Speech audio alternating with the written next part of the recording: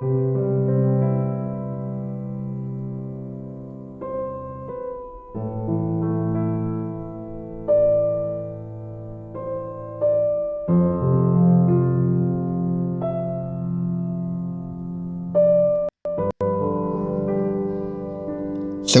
cuando vemos una mamá que está acobijando y apachuchando a su bebé, a uno se le despierta mucha ternura.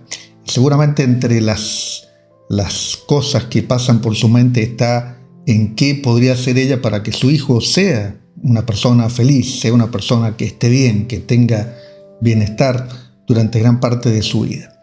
Y si fuera una mamá de este siglo XXI y estuviera al tanto de muchas de las cosas que van descubriendo hoy las neurociencias, la neuropsicología, la psicología cognitiva y muchas de las nuevas disciplinas que están trabajando en ese gran tronco de conocimientos que se llama la neurociencia, sin lugar a dudas vería y se enteraría que existe un triángulo que nosotros llamamos el triángulo esencial, que en definitiva abarca a 3 elementos funcionales que son sumamente importantes para el bienestar de las personas.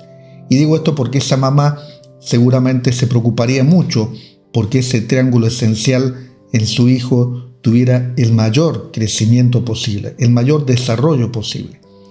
Y tal vez ella piensa, de alguna forma esperanzada y un poco equivocada, que en el sistema educativo, en la escuela, durante sus años de formación, durante todo el tiempo que transcurra el episodio dentro del sistema educativo de sus chicos, va a recibir, va a poder desarrollar este triángulo del que estamos hablando. Y desgraciadamente lo que ocurre es que esta no es la realidad, sino que en la escuela y en los sistemas educativos se da por hecho el fenómeno o la función de la atención. Se da por hecho que nosotros la traemos y que con la atención que nacemos tenemos que aprender. Se da por hecho que la regulación emocional o que la gestión de nuestras emociones es un tema que tal vez compete a la familia o es un tema que puede competir a los psicólogos, a los sacerdotes, pero rara vez o casi nunca se habla en la escuela sobre las emociones y menos de la gestión de las emociones.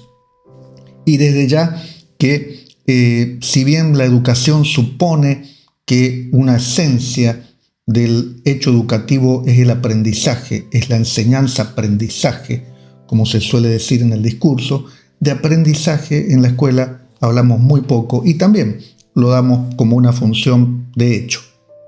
Nacemos con una función de aprendizaje, entonces sentamos a los chicos en el pupitre y tenés que aprender matemática, lengua, física, tecnología, pero nunca nos ponemos a pensar cómo podemos hacer que este chico aprenda mejor, que la función de aprendizaje se desarrolle mejor.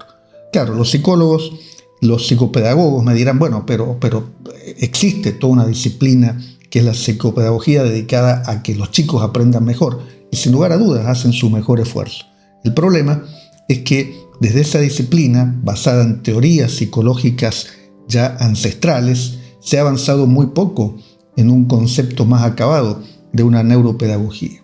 Y yo digo una neuropedagogía no en el sentido estrictamente de cómo tenemos que enseñar un contenido definido, sino cómo podemos hacer para que nuestros chicos desarrollen mejores esquemas de aprendizaje. Concepto de triángulo esencial, conformado por atención, regulación emocional y aprendizaje, se dedica a trabajar sobre esto, a entender que cualquiera de estas funciones que se altera afecta a la otra. Un chico con problemas emocionales puede tener y va a tener muchas dificultades para prestar atención o para aprender. Un chico con problemas de aprendizaje propiamente dichos va a costarle mucho definir una buena gestión de sus emociones y un buen nivel de atención. Y un chico con problemas estrictamente emocionales, sin lugar a dudas, va a tener muchas dificultades. Por eso, cuando nosotros hablamos de cuidar a los que educan y cuidar a los que aprenden, estamos hablando de llevar a la escuela este debate, pero además del debate, llevar acciones concretas que permitan mejorar esto. Fíjense, hace algún tiempo, ya bastantes, casi 10 años, en la Universidad de Harvard, un grupo de la Universidad de Harvard publica un paper muy renombrado, muy digamos, de mucho impacto en el mundo de la neurociencia, que se llamaba, ahí ven ustedes el título en inglés, que traducido al castellano más o menos significa que una mente errante es una mente infeliz, es una mente que no es feliz. Yo aclaro acá que para el término anglosajón happy no es la felicidad de burbujas, sino que tal vez traducido en este contexto la palabra adecuada sería bienestar. Entonces podríamos decir una mente errante es una mente que difícilmente logra un cierto bienestar.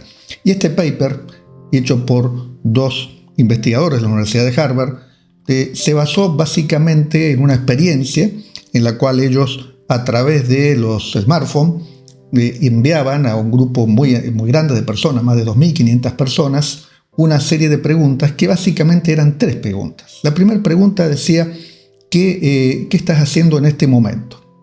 Se le preguntaba qué estás haciendo en este momento para que él tuviera en foco la tarea en la que estaba en ese momento concentrado. La segunda pregunta era precisamente, ¿estás realmente concentrado en esa tarea, en la tarea que estás haciendo, o tu mente está pensando en otra cosa? Y la tercera pregunta era, ¿cuál es tu estado emocional en este momento mientras estás haciendo la tarea? El hallazgo muy importante de este experimento o de esta investigación, que llevó algún tiempo hacerla, porque fue una investigación de muchos miles de personas, generó esas 3 respuestas que ustedes tienen allí. En primer lugar, casi la mitad de las personas, el 47% de las personas, estaba realizando una determinada tarea, pero dice, yo mientras hacía esa tarea, en realidad mi mente estaba divagando, estaba errando, estaba pensando en otras cosas. Estaba tipeando en la computadora, pero estaba pensando tal vez en que tengo que pagar una factura mañana, o que tengo un problema determinado con mi coche, o estaba pensando en algo en lo que me quedé rumiando respecto a algo que me sucedió en el pasado. Otro hallazgo interesante es que más del 30% del tiempo durante el cual él estaba desarrollando esa tarea, su mente estaba divagando. Él registra que por lo menos el 30% del tiempo no estaba concentrado en lo que estaba haciendo. Y el otro hallazgo, que también es sumamente importante, es que aquellas personas que sí lograban un buen nivel de concentración, que estaban presentes en el momento en el que estaban haciendo la tarea, lograban mayores estándares de bienestar, se sentían mejor. Entonces, esto tiene como una metáfora sumamente importante, y es que la atención y el bienestar son algo que está muy ligado en el ser humano, y que nosotros como seres humanos que tenemos esa habilidad que hemos adquirido durante toda nuestra evolución de poder pensar en el futuro, de poder pensar en el pasado, de poder pensar otras cosas mientras estamos haciendo algo, a veces eso nos está jugando en contra. Fíjense, vamos a ir entrando en la naturaleza de la atención. ¿Qué es aquello que llamamos atención? ¿Qué conocemos hoy desde el mundo de las neurociencias respecto a la atención? ¿Y de qué forma nosotros podemos trabajar para mejorar nuestro nivel atencional? Porque como estamos viendo, el nivel atencional, cuando lo mejoro, también estoy mejorando mis posibilidades de regulación emocional, de estar mejor, pero también mi capacidad de función de aprendizaje. Básicamente, si bien lo hemos visto en aquella gente que ha trabajado con nosotros en los cursos de neurociencia educacional integrativa, hemos visto esto más en profundidad, y también tenemos mucho material en la misma plataforma para que ustedes analicen y vean esto. Lo que yo acá les estoy mostrando es una imagen real de las 2 grandes redes neuronales que trabajan en nuestro cerebro en un estado de vigilia. Y en este estado de vigilia estamos hablando de la red de modo default, que es una red que, como lo hemos visto, y aquella gente que trabajó en el cerebro funcional con nosotros lo vio bastante en detalle. Acuérdense que la red de modo default es esa red que nos permite estar en un estado de, por decirlo de alguna manera, pensamiento errante, pero ese pensamiento errante tiene una función, como ya lo hemos visto, no vamos a entrar acá a repetirlo, pero tiene una función que también es útil para nuestra supervivencia, y ese estado de saltar de rama en rama cuando tiene una cota adecuada es beneficioso, pero cuando ya se torna molesto, intrusivo, cuando estamos haciendo alguna tarea o cuando necesitamos un cierto nivel de concentración, ya ese estado de divagación mental no nos hace bien.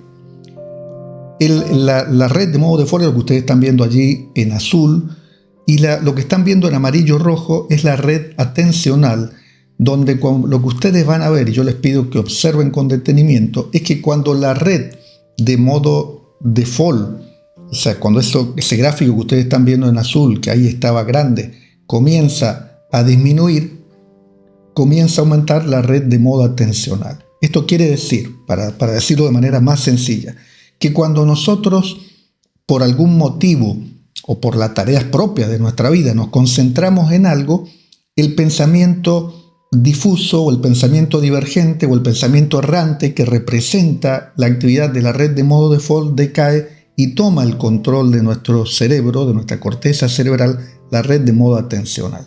Acuérdense que cuando vimos esto más en detalle en Neurociencia Educacional Integrativa, hablamos de que existen distintas redes atencionales, pero aquí yo lo que quiero que tengamos como concepto claro es precisamente lo que les estoy diciendo. Acá me tomé el trabajo de acelerar 5 veces, esto es una resonancia magnética funcional, y ahí lo que estamos viendo es de manera más acelerada cómo es este interjuego de la red de modo default con respecto a la red de modo atencional. O sea, cuando nosotros estamos en modo default, o sea, nuestro pensamiento divaga, va errando para un lado, va errando para el otro, estoy pensando en lo que pasó hace un tiempo, estoy pensando en alguna cuestión del futuro. Cuando estamos en modo default, nuestro pensamiento tiene una gran proporción de divagación. Cuando estamos en modo atencional, el modo default decae y el modo atencional toma el comando para que nosotros podamos concentrarnos en hacer alguna tarea. Estamos cocinando, estamos limpiando o estamos escribiendo un paper. Ahí la red de modo atencional es la que toma el control. Puede ocurrir que la red de modo atencional no logre tomar el control del todo, en este juego de sube y baja que tienen entre ellas, y ahí es cuando tenemos un problema atencional. Y hoy hay muchas teorías desde el punto de vista de los laboratorios más importantes del mundo, de las que investigan esto, donde plantean que tal vez los desórdenes atencionales tengan que ver con que tiene un umbral muy alto la red de modo default, que a la red de modo atencional le cuesta tomar el control, y se está trabajando en ver de qué manera podemos disminuir ese umbral. Pero la atención, como les vuelvo a repetir, está muy relacionada con este proceso de sube y baja, de push and pull de una red con respecto a la otra, y lo que hoy se está planteando o lo que hoy se está investigando es cómo nosotros podemos mejorar de alguna manera este nivel atencional. Yo acá rescato el trabajo de Kilgore y Gilbert, que es el que yo les estaba comentando recién, Una mente errante es una mente infeliz, donde ellos de alguna manera, fíjense que plantean este concepto que yo he transcrito en inglés para charlarlo con ustedes, porque el paper también está en inglés y nosotros generamos un debate y un seminario con respecto a este paper durante el curso de Neurociencia y Educación Integrativa, pero aquí también lo vamos a mencionar. Y allí lo que ellos dicen, una mente errante es una mente que es infeliz de alguna manera, que no logra el bienestar. Y dice él, la habilidad para pensar lo que no está sucediendo en este momento es un logro cognitivo que logró la especie, pero es un logro cognitivo que tiene un costo emocional. Fíjense qué conceptos tan interesantes. O sea, de acá yo quiero rescatar por lo menos 2 conceptos. En primer lugar, la naturaleza de nuestra mente, de la mente humana, tiene una base necesaria de modo default, de modo errante. Tiene una base necesaria de pensamiento que puede proyectarnos hacia el futuro y puede traer hacia el presente lo que nos pasó en el pasado. Pero el problema está cuando ese futuro nos inquieta y cuando ese pasado se torna rumiante. En esos casos resulta que estamos en problemas porque no logramos un buen nivel atencional. Y además lo otro, y es una moraleja y un concepto sumamente importante, es que este esta evolución que logramos, este atributo que logramos, este logro de poder proyectarnos en el futuro y de poder recuperar el pasado. Este logro también tiene un costo y ese costo lo paga, como dice acá estos autores, nuestra vida emocional. Por eso que es tan importante tratar de permanecer el mayor tiempo posible en el tiempo presente, en el aquí y en el ahora, como suelen decir quienes trabajan mucho algunas de las prácticas que nos llevan precisamente a mejorar la atención. Esta persona que estamos viendo acá, para los que no lo conocen, es uno de los, tal vez, yo diría, de los grandes psicólogos desconocidos, por lo menos por esta parte de la geografía del mundo. Se llama William James. William James fue uno de los padres de la psicología en Norteamérica, de la lengua anglosajona, y él era muy intuitivo, era una persona realmente muy valiosa en cuanto a su intuición respecto a todo aquello que hoy llamamos neuroevolutivo. Y fíjense lo que él ya planteaba a fines del siglo XIX, cuando él decía: la facultad de traer de regreso voluntariamente y una y otra vez la atención errante es la verdadera raíz del juicio y el carácter y la voluntad. La facultad. O sea, yo tengo una mente errante, mi pensamiento se fue, pero el hecho volutivo de traerla de nuevo al presente, él dice, es la solución de muchos problemas que tenemos en nuestro cerebro, en nuestra mente. Fíjense qué concepto tan importante. Y lo remata diciendo: una educación que pudiera mejorar esta facultad sería la educación por excelencia. O sea, lo que nos plantea William James es que el sistema educativo, la educación, debiera trabajar conscientemente, fuertemente sobre esa capacidad que llamamos atención para mejorarla.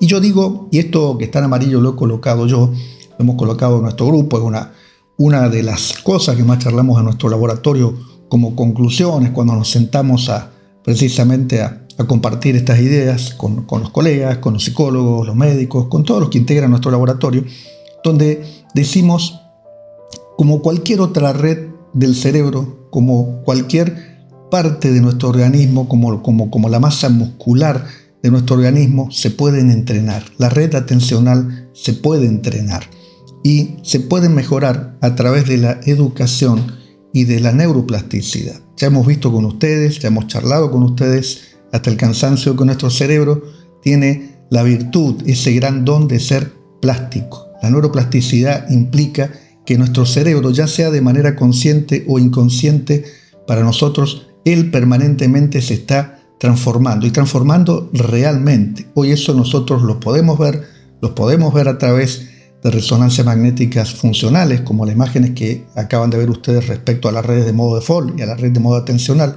Lo podemos medir con tecnología y hoy sabemos que cuando un cerebro se entrena, cuando un cerebro hace ejercicios adecuados, hace estrategias adecuadas para mejorar ciertas funcionalidades, con el tiempo lo logra. Lo logra porque la neuroplasticidad trabaja de esa manera. Como trabaja la neuroplasticidad cuando aprendemos a tocar un instrumento musical, cuando aprendemos a desarrollar una determinada literatura, cuando un taxista trabaja en una ciudad y todo su hipocampo se desarrolla mucho más que en las personas normales en relación al tema espacial, porque su trabajo ha modificado su estructura cerebral en esa zona en particular. Entonces, la neuroplasticidad es una realidad que a veces no la tenemos demasiado en cuenta, y lo que estamos planteando aquí, y es un poco el corolario de todo esto que estoy diciendo, que estamos diciendo en esta unidad en particular relacionada con la atención, es que nosotros podemos mejorar nuestro nivel atencional a partir del entrenamiento adecuado, a partir de la formación adecuada de nuestra atención, y que sin lugar a dudas los sistemas educativos, además de sentarnos a estudiar y suponer que nuestra atención es un don que nos viene dado por naturaleza, debiera preocuparse también en ayudar a mejorarla. Debemos preocuparnos como docentes y como alumnos a tratar de mejorar nuestra atención. Parte de lo que vamos a ver en nuestro curso y parte de lo que vamos a hacer son estrategias que nos van a permitir precisamente lo que nos está diciendo acá William James. Si nuestra mente divaga, tenemos que tratar de traerla de nuevo para que en ese ejercicio de ir y venir, la atención, el estar en el aquí y en el ahora, sea algo que nos permita no solamente mejorar nuestro nivel de aprendizaje porque mejoramos nuestra atención, sino también nuestro bienestar interno porque disminuimos el malestar que deviene de esa divagación del pensamiento. Nuestro bienestar general, nuestro nivel emocional va a ser mejor y también va a ser mucho mejor nuestra capacidad de aprendizaje. Así que esto es un poco lo que les quería transmitir en esta parte del curso. Recuerden que tenemos tanto el artículo de Harvard como muchos otros artículos que estamos viendo en el campus virtual. Van a ver cosas sumamente interesantes con respecto a cómo el cerebro va definiendo los distintos niveles atencionales. Acuérdense que para aquellos que hicieron el curso de Neurociencia Educacional Integrativa hablábamos de hasta 7 niveles atencionales y cómo hoy las neurociencias saben y definen que podemos mejorar cada uno de ellos con práctica. Gracias.